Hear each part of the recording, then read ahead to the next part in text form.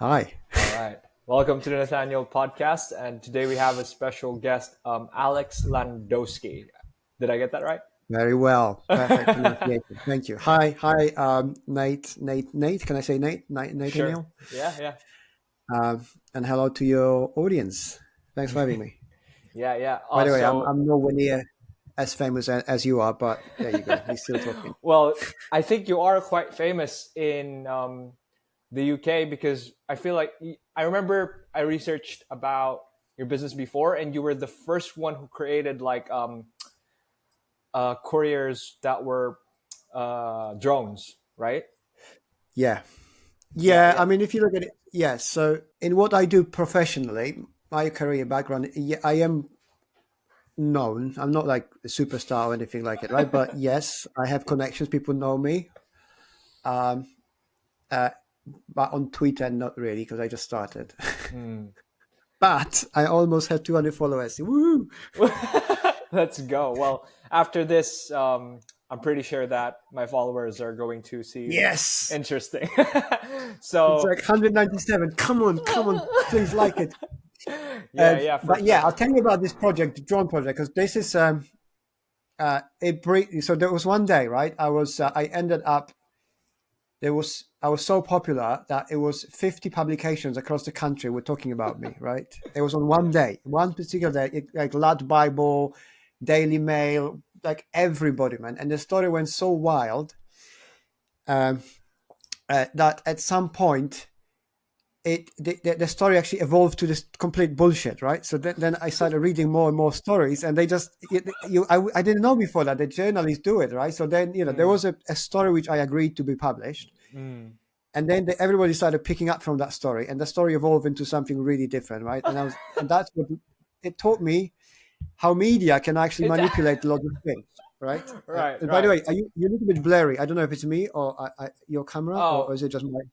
I think it will get fixed because it's Okay, bro, that's Riverside fine. I'm anyway. just not. Riverside will fix it, so don't worry about Oh, we that. love Riverside. Thanks, Riverside. Yeah. Thanks, Riverside. But I'll tell All you the right. story. So what happened was, so I had this contract. We done a contract for the NHS and for you guys. NHS is a National Health Services, so it's like Mhm. public health system in the UK.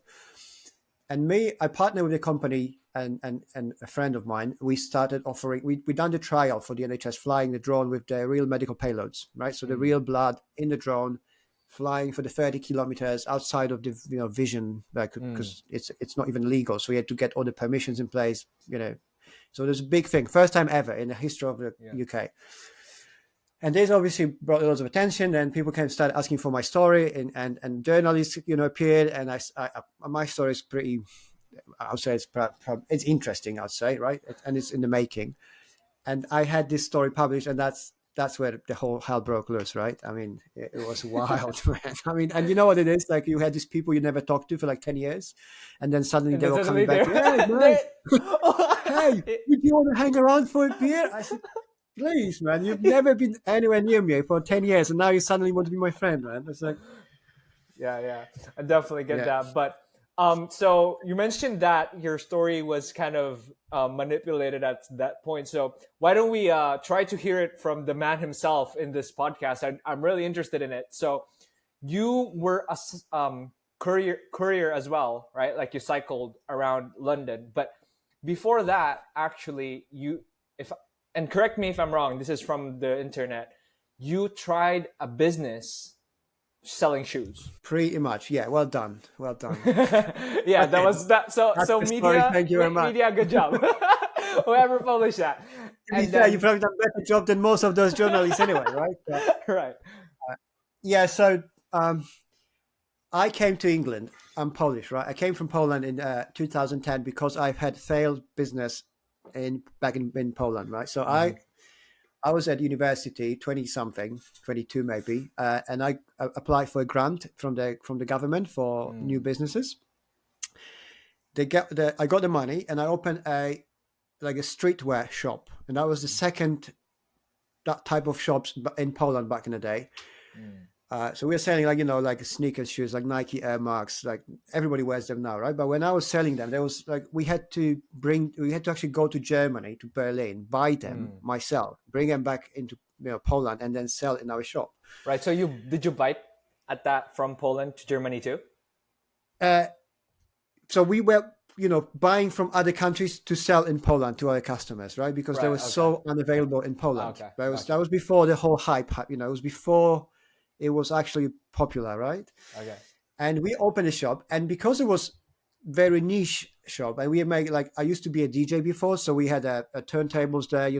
People would come in. There was a leather sofa you could sit down. I was playing like hip hop music. We had a TV with some hip hop gangsta full clip videos and stuff like that. We were watching this thing, so it was different back then. Now it's more like okay, but when I opened it 15 years ago or more than that, it was very different. And we started being popular. We at some point we had actual hip hop artists, most famous in Poland, coming and buy shoes from me. Wow. So we became popular enough. So Nike Poland contacted me and other companies, and they started making deals with me. It was pretty cool. And that was actually the path to failure, because I became too popular too fast. And I wasn't prepared for that mentally. I was just too young, and I couldn't handle it, and I failed. It's basically, we just at some point we wouldn't even bother to open a shop. Like, oh, who's opening shop today? I don't know, because we were so drunk last night, right? Just hungover or something, right? So the business failed, so I was left with debts. I had to pay back to the government the money they gave me for the business, right? So I decided to leave the country and go to UK to make more money faster, because the pound was strong. And the plan was to come for 6 months, maybe 12, make money and go back to Poland to pay back my debts. And I stayed right since. And now, it's been 14 years or something, right, since I'm here. But my first job for the 3 years, I was working as a bicycle courier in London, medical bicycle courier mainly. So it was, delivering blood and stuff in London. It was interesting times. And so that time also, like it was mentioned there, and this is what I want to clarify too. At first you were working for free just to like get used to the place, and then you use that as experience. Yeah, so that was the days, now it's easy to get a job. Like you have more jobs offerings than people actually accepting them, right? So, but when I came to England in 2010, it was hard to get a job. That was this kind of wave of Eastern Europeans like myself. Everybody wanted to come to UK and just start making more money. I see. So I came with a bicycle because I had friends who were couriers in London. I was a part of the subculture, we like fixies, we were the cool guys, right? And I wanted to be the cool guy in London. But the problem was I had zero experience, right? So nobody saw me as a cool guy. So I actually, struggled to find a job, even though as a courier back in the day. So I had to come up with some solution. And I offered basically myself in a couple of places where the first place I worked for, they never paid me. They offered me some money, but they never paid. Basically, like scammers. And the second place, I was living in a squat. I had zero money. I was skipping food and like different lifestyle. And I offered my services, be a courier for free. Because they refused me at the beginning, the company, right? So they look at me like, okay, these guys really determined, like he really wants to work for us. So they gave me a chance to work for that company, and they paid me very little because I was not the best, so to say, right? Because it's difficult if you don't know London to start delivering parcels on a bicycle, and that was pre Google Maps. So I had. There was no smartphones. I mean, smartphones I think were coming to the market. So I had normal like a dumb phone, like I still have it, like. The phone, just a map. No, that's a paper map. Yeah. And a walkie-talkie radio, right? So you would get your controller say, call me a call sign, okay. Alex 107, and I said 107, and then he would give me details over the radio, and I couldn't understand his English because I could barely speak English as well, and he had a very strong Cockney accent. So not only speaking on the radio, it is difficult to understand. His accent was like completely different. It was just a nightmare, right? But I made it somehow, right? So and I worked as a courier for 3 years. Yeah. And then after that, this is when you transitioned. I remember it correctly, or correct me if I'm wrong, right? The story is that you had a wife, and then you were in a hospital because she was giving birth, and she, like, you saw a gap in the market because there was no blood. So you were like, hey, this is an opportunity for me. Is that correct?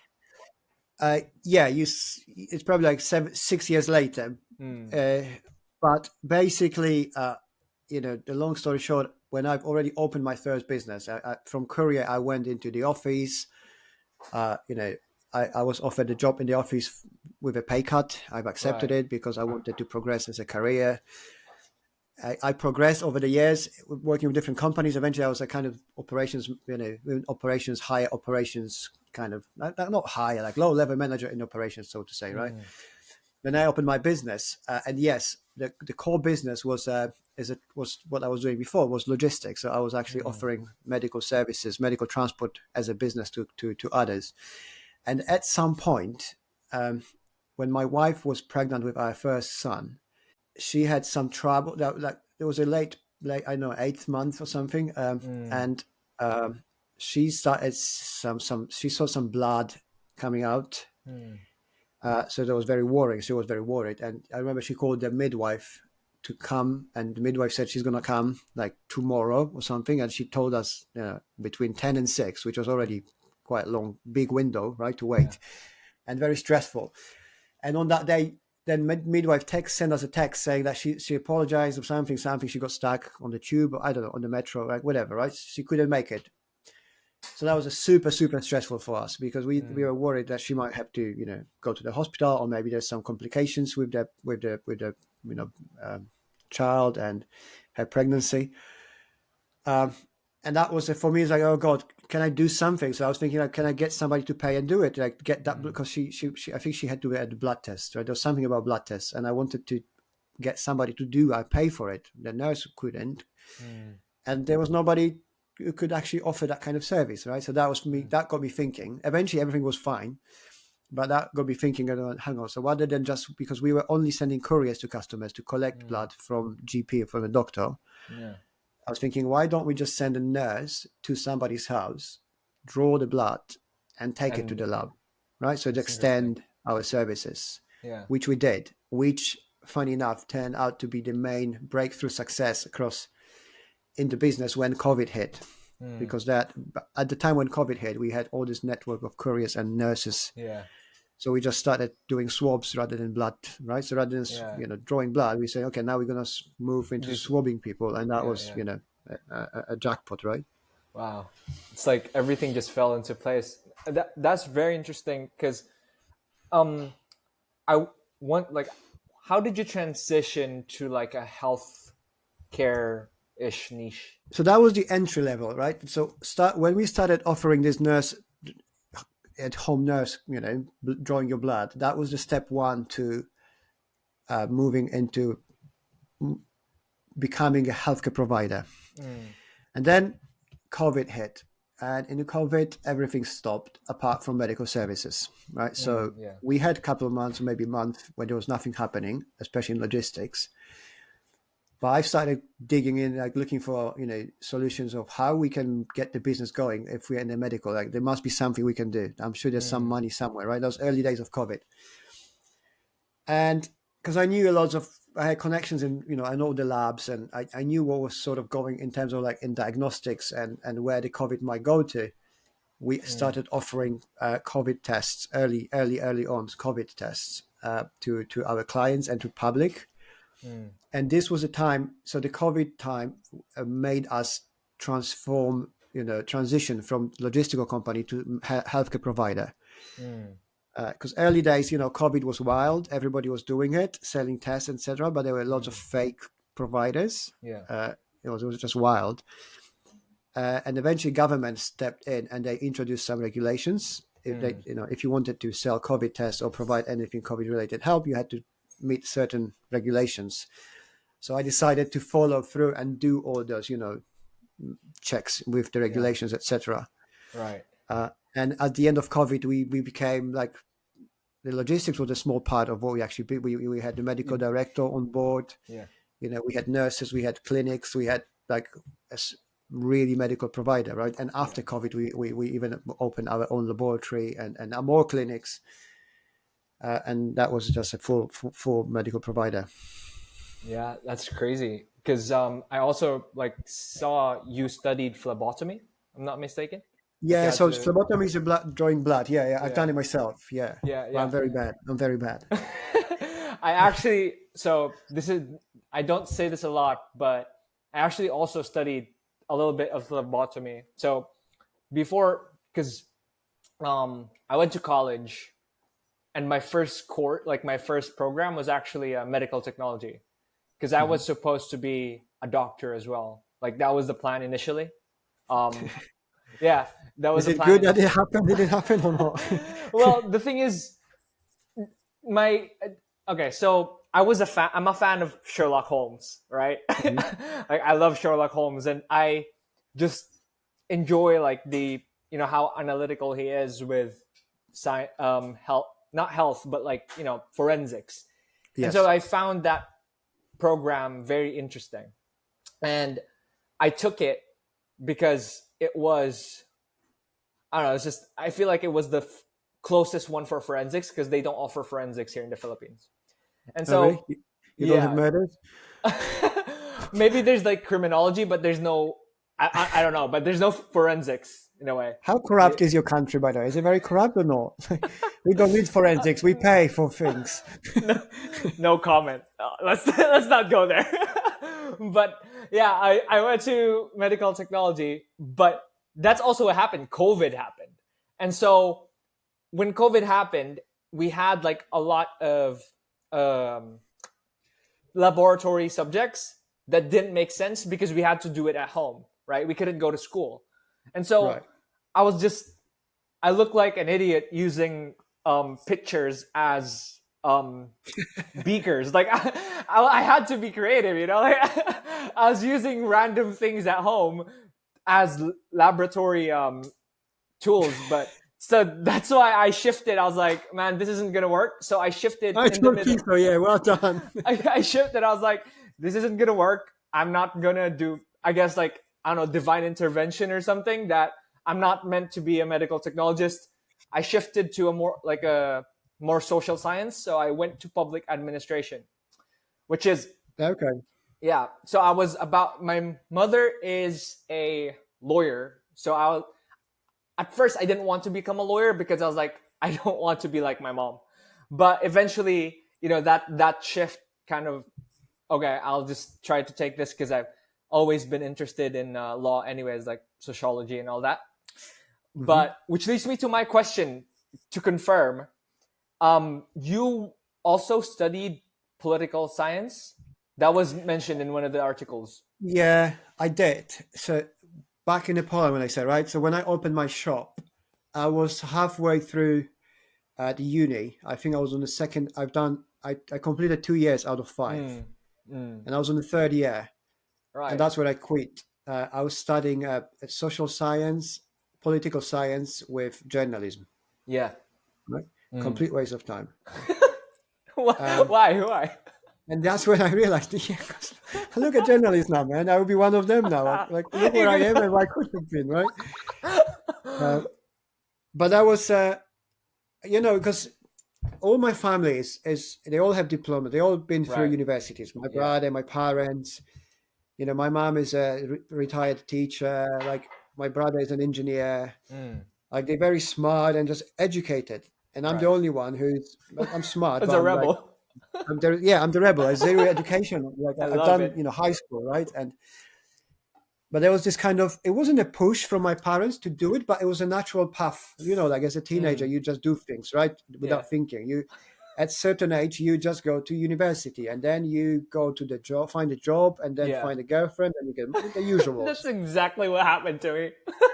Exactly. But yeah, it's this is how the system is designed pretty much, right? To just get us trapped into this stuff. Yeah. And myself and my nature was, I'm different. So I just didn't want to go this way. So I Mm. decided to open a business.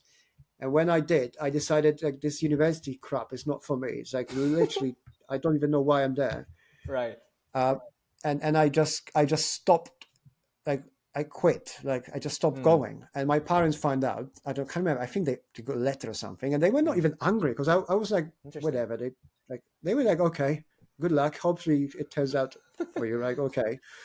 which it did. But I was studying it, but I don't know anything about it. I was going to ask you like how it contributed to your entrepreneurship journey, but I guess you said it was a complete waste of time. Or I had to be it, very creative in avoiding school, uni, and getting ready last minute for the right? exams, right? So That's what the constraints, like what's this? The deadlines. yeah, the deadline is like, gee, man, like, can we swear? We can swear, Yeah, right? yeah, for sure. Go for it. Fuck, there's an exam like Friday or tomorrow. Like, what do I do? I have to be creative about this. But this is to be fair, this is how business is. The way I see it, like you can be prepared, you can have plan, but things will go wild and Right, things yeah. will go unexpected way, and you have to improvise fast, often, and fix things and just let things go. And or even like going to the exam unprepared, I would still go, right? I would rather go. Most people wouldn't go. Maybe they would Yeah, just. I was more my mindset was like, all right, fuck it, I need to go, just show up.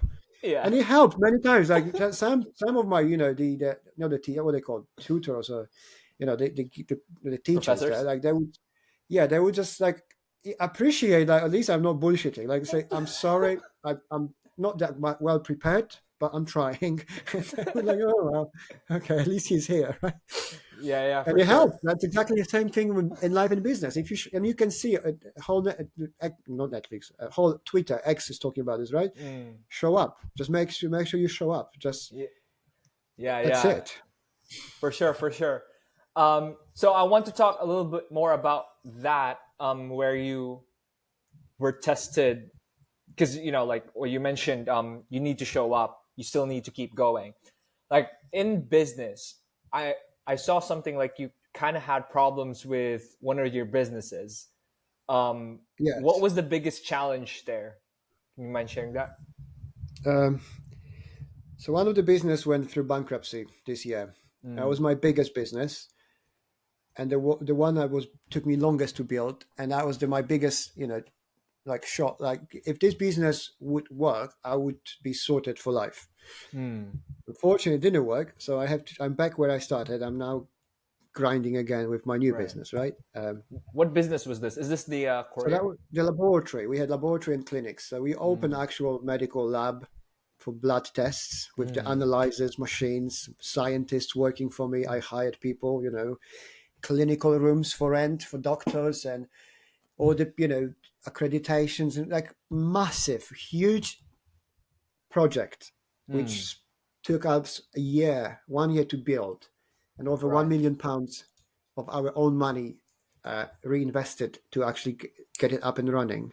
Mm, And we failed. I failed because there was I mean, there's never one simple reason for failure. This kind of failures, right? Things happens. yeah. There's many things happens, and as they say, it starts slow but then goes very fast, and that's exactly how it happened.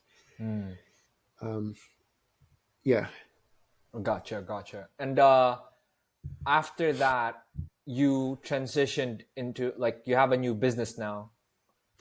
Yeah, Um, so after that, I sold. Yeah, so one of the reasons the business failed, I could not agree with my business partner his exit. So I was mm, trying to buy my business partner out I see. for almost 2 years. And when I started the business, I've made many mistakes in setting up the business correctly, right? This is what I know now. Like there were Mm, lots of things were not put properly in terms of like documents between us, agreements, etc., etc. Like most founders do that at the beginning. Not most founders mm, never do that properly at the beginning, right? yeah. And when things go south, when things go wrong, this really backfires big time, and it Right. backfired on me. Mm, So we couldn't agree. We eventually ran out of time and money. The investors I've had lined up to actually come and because the plan was to have investors big time and just mm, run that business, really in scale. But in order for this to happen, I had to buy out my partner and use mm, his shares to get the investors in. mm. Eventually, he didn't go, so we didn't have shares for the investors, and investors just say, "Okay, well, Right. We're not thank gonna you, do but I'm this. not interested." Yeah. Uh, but that was one of the reasons. There were more. But um, so, funny enough, when these things went this way, and my business partner found out, I told him on January the 2nd this year, say, hi, we were not friends already. I said, by the way, sorry to say it, but business is we're going into liquidation. And he was like, Right. what? So now he's ended up with nothing, right? He was offered three times money on the table, considerable amount of money on the table. He's refused. Greed. That was a typical case when you're greedy, too greedy, Right. you end up with nothing. And this is exactly what happened with him and us. We ended up, going into bankruptcy, liquidation, and he ended up with nothing. So I said, welcome back, partner. Now you're a partner of nothing. So he got so upset, rightfully. I mean, I understand that it's his fault. I think in a big part that it entered this way, but I understand he was upset. He decided to buy me out because we had other businesses, right? The logistics and some technology for the drones. It wasn't, working businesses. So he came and he said, look, in that case, I want you out and I'll take whatever's left. And for me, it was like, yeah, okay, very much. That's keys. Thank you very much. Bye-bye. I was really fed up, right? I was really, I've had enough. I was running that business for 7 years, before that, 10 years in logistics. It's just, I've had so enough. And all this 2 years of battling, the time when business is going to bankruptcy is definitely not nice. So I was really bad. But the good thing is he bought me out. So he offered me money and I just passed it on to him and I left all the businesses. And I started simultaneously building a new healthcare brand, which is called bodycheck.me. And it's about, it's still healthcare, that's my background. I love healthcare and I have connections and everything, but I'm back in the building business, man. I mean, I can't stop myself. And I just wanted to ask you about that. Like, how did you bounce back, or was it immediately like that, or you kind of took a step back? Like, how did you recuperate from the business? It's a good question. So, it takes time. Like I said, I knew things obviously not well because you see, cash flow problems, this problem, that problem. It's great. It's not great, right? So I know where this is all going. I had a last hope plan in place, right? So we had sales prepared, and I had to meet targets every month. We had to meet target every month until March or April to hope to be profitable enough to actually carry on.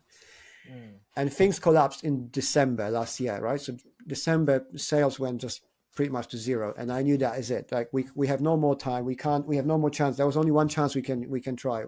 6 months meeting targets. We missed the target in December, and I knew that is it, right? So over the Christmas period, I decided to not to think about this, but and focus on spending time with family, and to pull the trigger on the January 1st. Yeah. So I talked to my partner about this, business partner. I told my family, and that was the tough time. Then I pulled the trigger. January was really dark.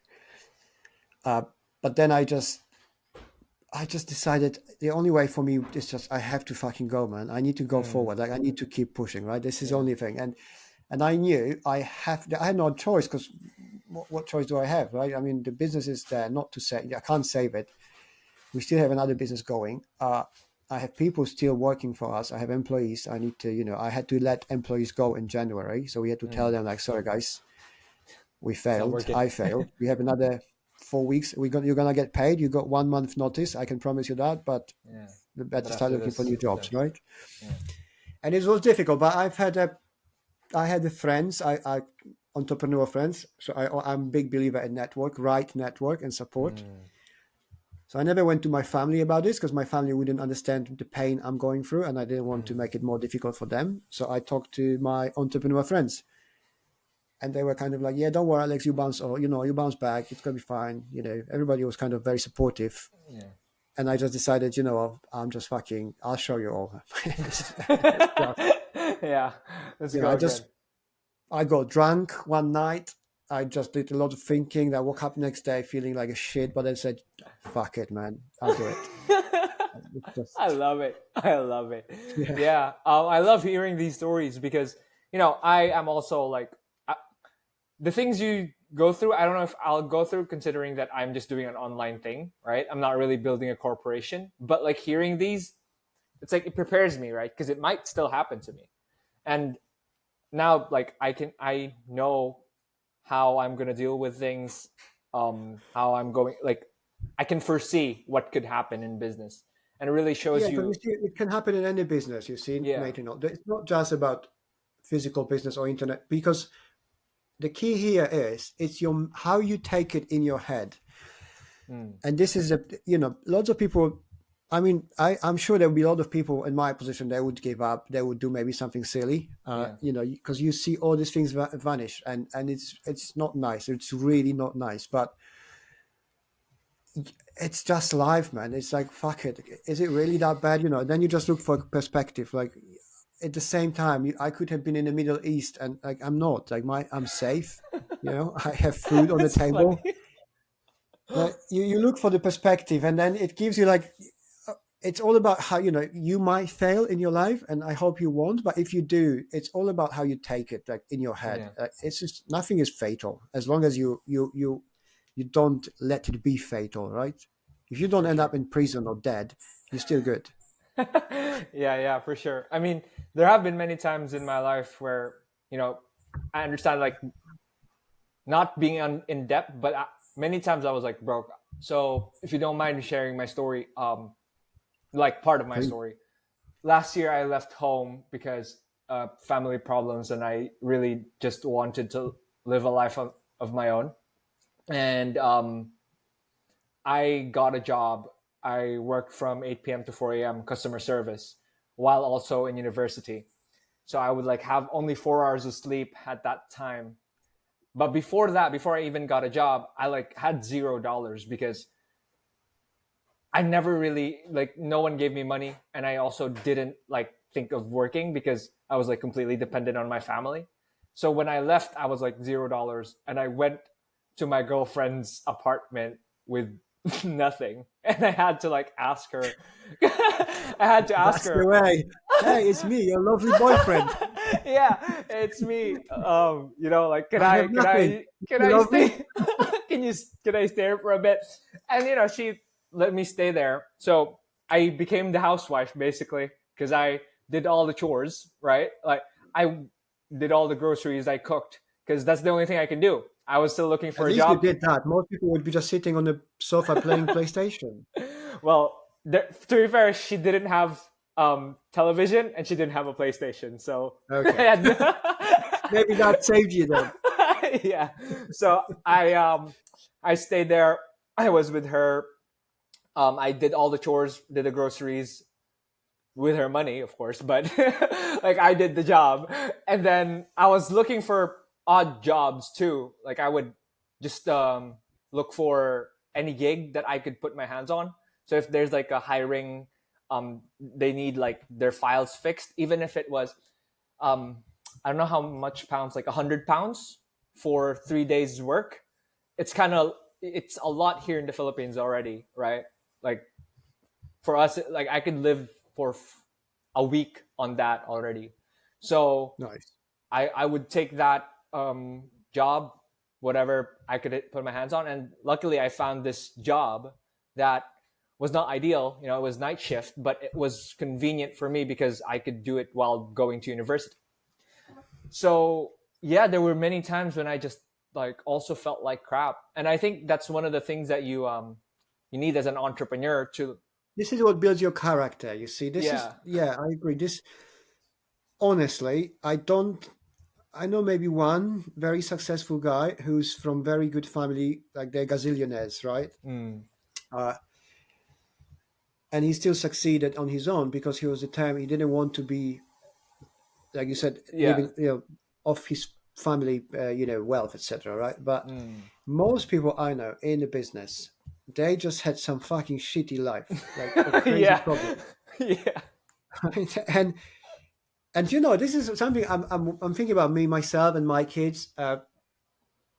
like because I'm trying to be my best as a father, and trying I'm present. I spend lots of time at home all the time, really, with kids, and I think they have good time, upright as a kids. And I'm thinking, like, is it not too good for them? And although Yeah. we're not like having a millionaire lifestyle or anything, Mm. they still do things and clean, and we teach them this how to normal life. But it's so different to how I had to go. Although I'm Yeah. from normal family, right? But like there was not enough love maybe between my parents, which divorced. Mm. So there is some sort of trauma, I'm sure, Yeah. from how my parents were, Mm. and they were not the best between themselves. They were great parents for me, but not for themselves. And it makes you think, like, how much struggles is good for your kids, or for Mm. young people, so they Yeah. learn, right? Yeah. Yeah. That's actually also one of the things that I contemplate. I also want to be a father, which is funny because, We talked about this. You should, yeah, right? Because you're conscious. I mentioned it to you in the chats. Like, my father left before I was born, and my mother also, she didn't abandon me, but she didn't own me. So my identity was altered, and I was registered as my grandmother's son, right? So it was just, I was mostly alone as a child, and like there was a lot of experiences where I had to be my own parent, both mother and father. Like I needed to like care for myself and to also build myself up, to push myself. No one, I never learned how to ride a bike. You're a biker, right? Like you did bike career. I never learned how to ride a bike until I was 16. When I decided, like I was like, Wow, that's it. This is. I'm really, when I'm really sorry for what you had to go through, like from mm, spiritual point of me. Like I'm really sorry for your pain and your traumas, and I think I also texted you the other day on the X, on the message, that you will have to deal with it, yeah, like transmute those, right? Because mm, they will affect mm, your life forever, right? You have yeah. to be are you conscious of it, so, which is great. Yeah, I mean, probably not cycling until 16 sucks, I'm sure, right? Yeah. uh, I also, well, what's but you've funny is done it, that, but look, it's yeah. Well, you what's made it. funny is that when I started like doing cycling, I also learned I didn't know how to swim too. So I only learned how to swim at 16. Like 16 was kind of like my debut, like my Mhm. welcome to the world, because that's when I started like just really forming my own identity and not really Yeah, listening to, yeah. because the reason why I didn't bike, the reason why I didn't like take risks was because my mother was kind of protective, and like my family in general, they kind of sheltered me into this, like, don't play with the kids in the street, don't But do I think this this. is where the father, because the father figure, that's Yeah. that's what fathers do, right? And Yeah. and yeah, I know, and I think we are having a lot of issues in the world because of how unbalanced the family became, right? And Mm. the push towards like basically telling everybody that men's are useless. It's not Oh, helpful, I say, right? yeah. And uh, especially for little kids, especially for boys. And I know it Mm. from my own experience as a father and as a boy Mm. myself when I was younger Mm. as well. My father, I have very few memories with my father where we actually done something like. Mm. Rather, he was just bringing food, right? I mean, not literally, like paying, going to work and coming back, and we could have life. Yeah. But that's not enough, unfortunately. But that was the generation, they were not taught by how to do it by their parents as well. So they had their own Mm. traumas to deal with, and they haven't dealt with it. So they're Yeah. passing on. But now you and me we are conscious of it. So we are trying not to bring the same Mm. mistakes and pass it on to the next generation, right? Because that's normally what we used to be happening back Yeah. in the day. Yeah. And that's why I said you should be a father when you're ready, when you got a right partner, because I think it's so valuable to have somebody who's so conscious of his uh, uprising when how much you missed, you know Mm. and then if you're conscious about this, you will be that much more better prepared to actually provide for your future kids and make them conscious adults, because that's your job, right? Make them the best adults you can. Yeah. Yeah. That definitely was what was missing in me. Someone, not just someone who like cares for you, but also wants you to, instead of like keeping you safe, they want you to become strong, because they realize that when you're strong, you're safe no matter what, right? Like, you know, Yeah, because like for example, you know that you can start a business over again because you've done it before. So yeah, even when the tragedy with your big business happened, it's like, fuck it, I'll just like yeah, start yeah, another yeah, one. yeah. Exactly. If you were overprotective, yeah, yeah, exactly. Like if I wasn't prepared for because of my life, like I would probably just start crying and I would be sitting in the corner, just complaining how unfair it is, Yeah, right? But yeah, that so and, right, and nobody gives a shit. Nobody cares about you, right? Like yeah, you failed, like by they post something on the internet once, people will say something nice to you once, and they don't care the next day. So yeah, it's yeah, just you. It's always you. It's taking risks, going for it, failing. I think it's as important as people say. It's hard to actually understand how important it is in life. And mm, if I was you're 21, right? yes, Yeah. So I'm 38, but I'm still like I'm super risk. Like I love risk, not stupid risk, right? I'm not gonna be yeah, doing stupid things, but like I'll open a anytime business and I'll just risk opening a business, no problem. mm, But I think the younger the person is, the more risk they should take because for sure, you can always start over. Always yeah, you can. Like I said, as long as you don't end up in prison or you're not dead, yeah, just don't avoid those two, right? yeah, You'll be fine. yeah. And what's great, at least in my mentality, it's like I was broke, right? Like $0 went out of my house. So if my business fails, if I don't close clients on X, I would be in $0, which I was in before already. So nothing You really don't want that. changed, right? Yeah, Like all I did was learn a yeah, new skill and grow as a person. Like I had nothing to lose. yeah. And that's exactly where you just risk. You just go all in this, right? Because Yeah, because you have nothing to lose. And if you lose, fine. You just stand up, and go and again. and do it again Yeah, yeah, and again. And eventually, it's almost like you cannot not win. Like if you're mm. persistent enough and you keep doing it. But you just have to keep learning from each mistake. Of course, you don't want to be insane doing the same mistake over and over, eh? Because Yeah, yeah. that is not smart. For sure, for sure. So, now I'm curious. Since you started like the business, what got you into X? From that, Yeah, so I've used in my professional life, I used a lot LinkedIn, right? and been using it for years. I've been building my profile, like real profile with my real experience. I have around 5,000 followers. And I've done some really good business through LinkedIn. Like made customers, made clients, offered my services to people. Like I made some friends with my customers or ex-customers, past customers. So that was a very good experience for me, how LinkedIn can be utilized in the right way. Mm. And it can still be. I'm really big fan of LinkedIn if you know how to use it and if it's right for you, because it's maybe not for everyone. Like I don't know, not every service would fit in. You have to be, smart about what you want, what you do. But then I was for all that, for many years, I've been using X as Twitter first and then X, but just as a consuming Right. content, right? For the Mm. consumption. And always wanted to start Twitter. I've tried maybe 2 or 3 times, but it never kind of took off, or I was not even Mm. serious enough. Yeah. But this time, when the business failed, I went back to my Twitter, which I feel I registered it like end of the last year, like officially open Mm. under my name, but I didn't do anything. And then I started actually using it in March this year. So it was like 2.5 months maybe ago, really, but like 2 months of real tweeting.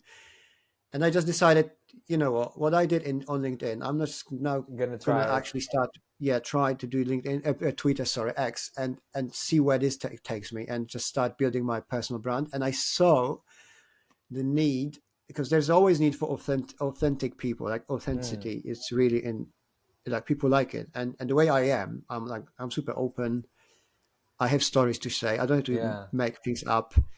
And I started posting it. And at the beginning, I was doing it, like using some software to just some schedule tweets and Yeah. stuff, and trying different things. But once I got like 20 followers, I said, hang on, there's actually somebody there. Like there's some people willing to read whatever I say. Yeah. And it got me, very interested. And I found out now that I'm not interested in reading Twitter anymore, like the way before, like some politics or, because I used to use Twitter almost like a news page, right? Because it comes much faster than everybody anywhere else. And then you can actually choose what you want to consume. Consume. Yeah. And now since I create content and I engage with people and I use it, I change everything about how I see Twitter, right? And I love it even more. And I find myself, I very rarely go back to, the other ways of using Twitter where I would read other people's talking about stuff. I just now, either I talk myself or I talk specifically or read what people do within what I'm interested in the business field. Although it's hard to get past these, gurus. All right. Yeah. That is a little bit. That's my advice for all the new people, right? It takes time to get past that. That is at the beginning, you're gonna get overwhelmed by people coming at just 2x and talking the same shit all the time, and then you see who this is, and these are the people who just like they're either kids or they're just some random people talking random shit they don't know anything about this. And then I just started actually interacting with some of these people, asking them. Somebody is a claim about something, right? A business claim. Right. And I was like, that's bullshit. So I say something in the tweet. What was the claim? I do that every second day, right? So when I find somebody's going really fucking stupid, then I'm going to say, mate, like that's like definitely the opposite you should do, right? And then I see the people are losing their shit because they don't know what to say because they cannot back it up. Right. Because they don't have experience. Exactly, because what I say, I believe based on my personal experience, right? I might not be right, but at least I know what I'm talking about from my experience. Yeah. Right. If you're trying to tell me something, there are people coming to me. I had people telling me how to scale the business or something, right? And this is like a 17 years old guy. I mean, with all due respect, young man, I appreciate the hustle, like I really do, like. Okay, but fucking man, do some research, right? Just don't embarrass yourself. It's like me going to, I don't know, some really Elon successful, Musk. entrepreneur. Like you don't know how to run business because I like don't, man. And then these people really think this is really upsetting from the point, like doesn't upset, I don't care, but upsetting to see young people just not understanding, like they really think this is the way forward in their life. Lots of these young people, they think, if they keep doing this fake shit, they eventually somehow magically become successful. And it's not. I feel so attacked. You will no.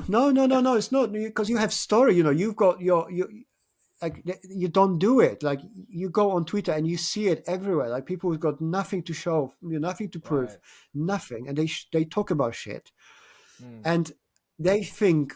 They have like 2 followers or 20 or 200, doesn't matter. And they think that by keep doing this thing, they will become magically successful. And then I asked this, how do you think where the success will come from?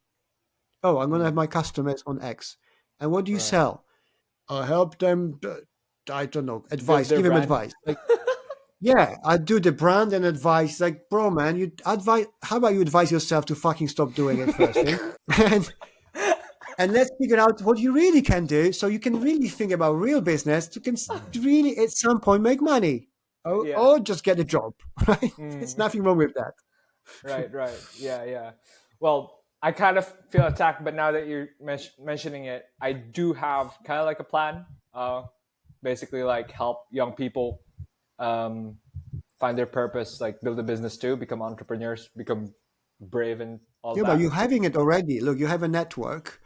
What we're doing here today is, again, like you are proactive. That's the way, right? You have a plan or dream. Perfect. Now, dream big, but act small.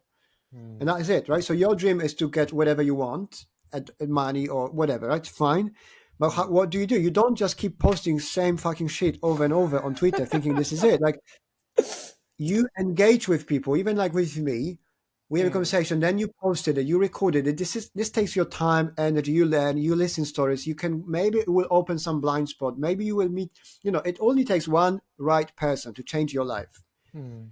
It happened in my life, and it's 100% true. You might just keep talking to these people for another 3 years, and just because of doing that, one person will change everything about your life. Sometimes for worse, but normally it can happen for better, right? Sometimes for If you're worse. careful. just If you're careful. just a disclaimer out there. It's not always good. Sometimes it's life, right? But you are proactive. That's why it wasn't even directed anywhere near where you are, and you have your network, your following. People read you. That is it. That's your hard work and sweat you put in there, and then you have your real story, and then you are really motivated to do it. And that is it. That's basically what's needed.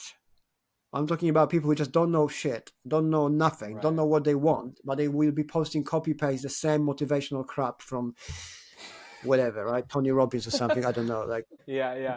which, For by the way, sure. I'm sure Tony Robbins is amazing, right? I mean, Yeah. but it doesn't work anymore, right? Yeah. It doesn't work anymore. You notice, right? It's so saturated. Mm.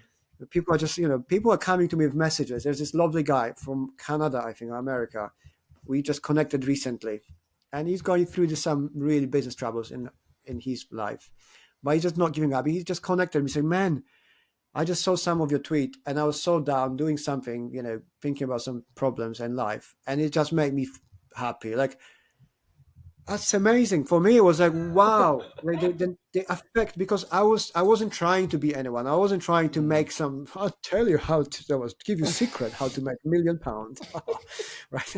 No, it's like we all suck. We all have bad days. We can do better, and you just say these things, and people like it, and then we connect. Yeah. I love it.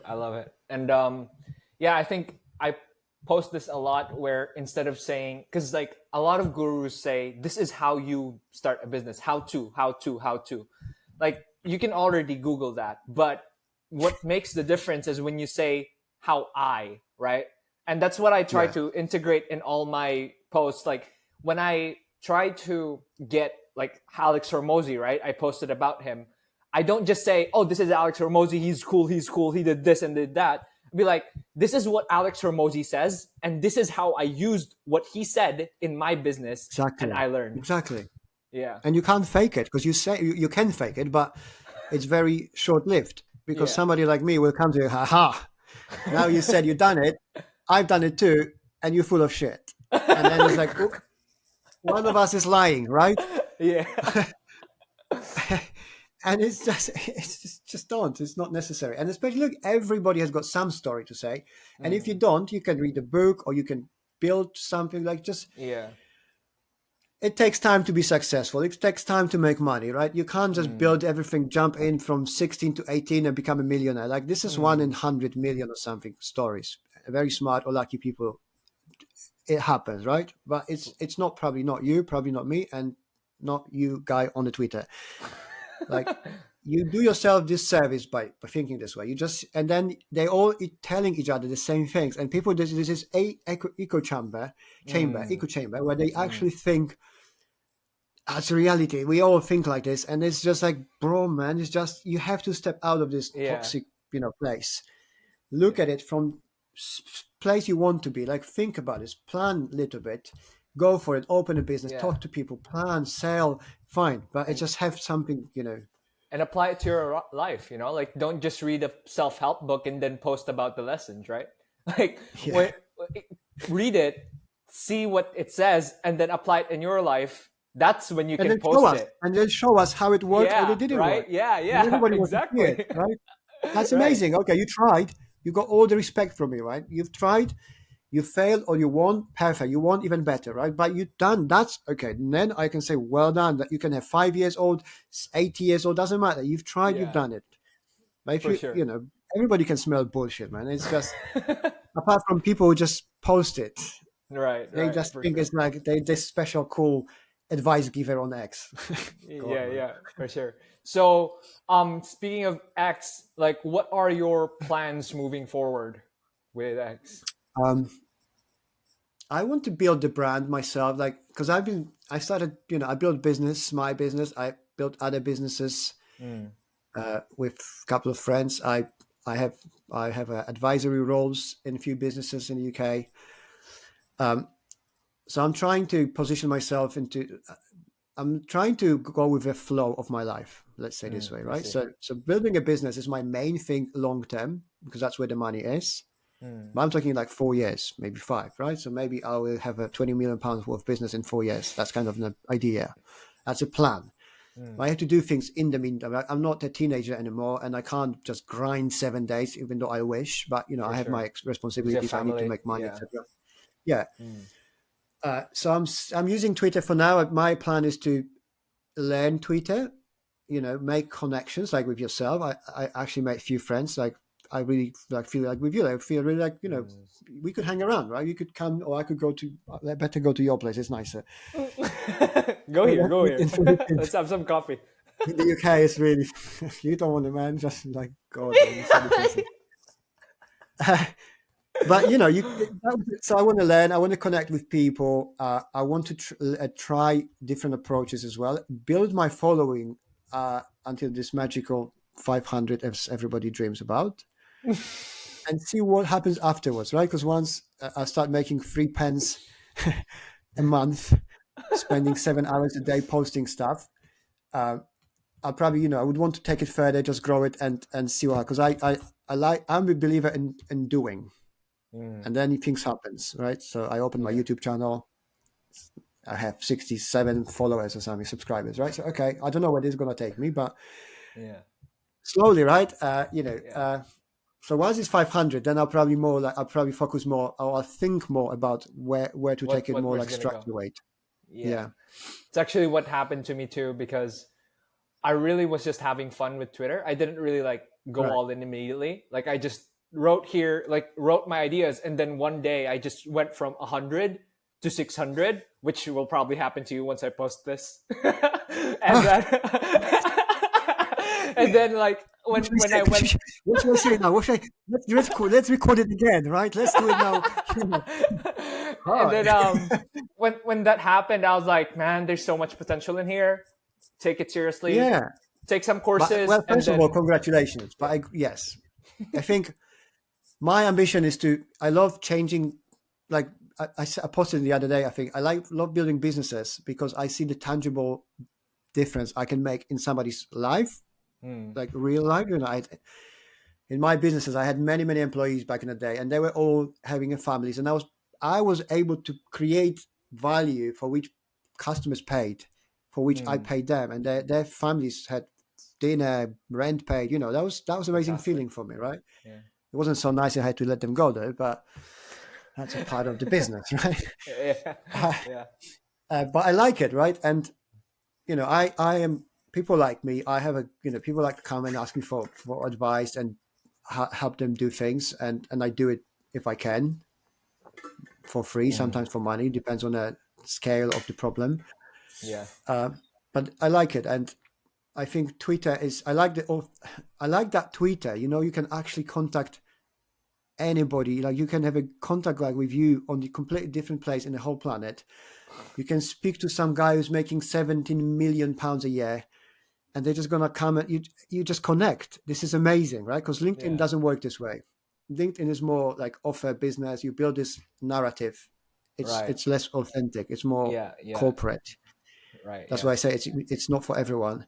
Mm. Where the Twitter is just me talking to some random dudes around the planet, and God, man, what can happen? Right? We're I here don't know, right man. now. We're swearing on Yeah, podcasts. yeah, Fuck. yeah. I mean, and I'm gonna have 600 followers. You promise? No guarantee. No, no guarantee. Oh my God, we wasted an hour, man. No, no, no. I mean, once I post this, like more people will get to know your brand, which I love because, like your story, it inspires me. Like I'm always inspired by those people. I've talked to them, a lot of them. Like a lot of my guests have those stories where they kind of like felt like, or not felt, but they were in a crappy situation Hmm. and they just made something out of themselves, right? And that's just the most that's the entrepreneurship story. Like when you're nothing and then you kind of Yeah, and make this is a something. good story, right? Everybody should hear it because it changes people's life. it really changes people's lives. And I've changed few. I know knowingly there are people I change their lives without even knowing it. I know. I now know because the people sometimes come to me and say, "You've done this." Who are you? Oh, I've been following you for 2 years on LinkedIn.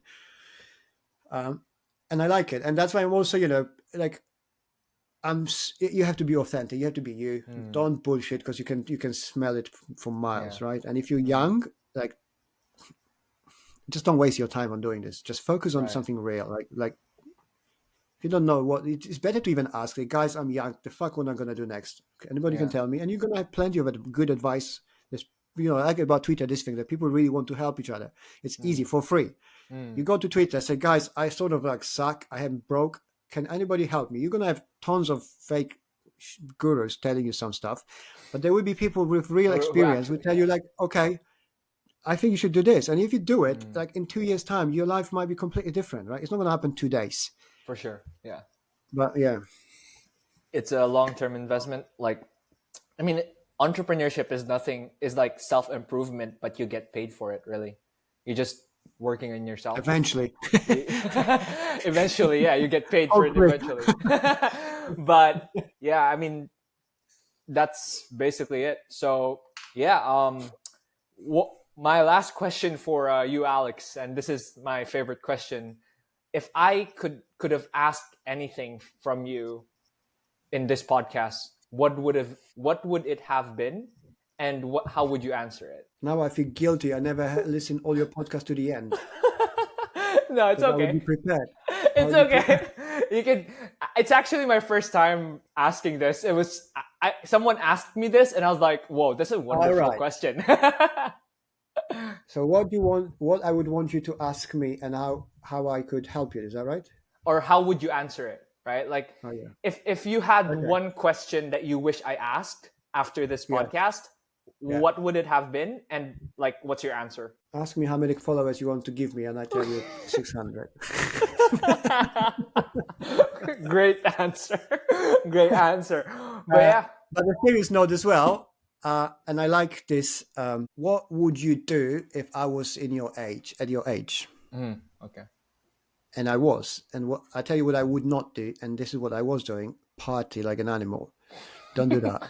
Yeah, I'm not. Don't worry, I'm not. Yeah. So just because you think you're very young and you can just that's the time when you want to build things. That's the time when you don't want to risk, fail, and repeat. Because when you get older, you have responsibilities, and it's harder, and it's just not as fun. Okay, that's awesome. So that's it. Alex Landowski, everyone, thank you for hopping in, Alex. Hey, pleasure to. Thank you very much for having me. Thanks for connecting. 600 followers coming up. And let's talk soon, man. I really enjoyed it. I think it's almost more than an hour already. Really, I enjoyed it. Really nice. Have a nice weekend, and I'll speak to you soon. See ya.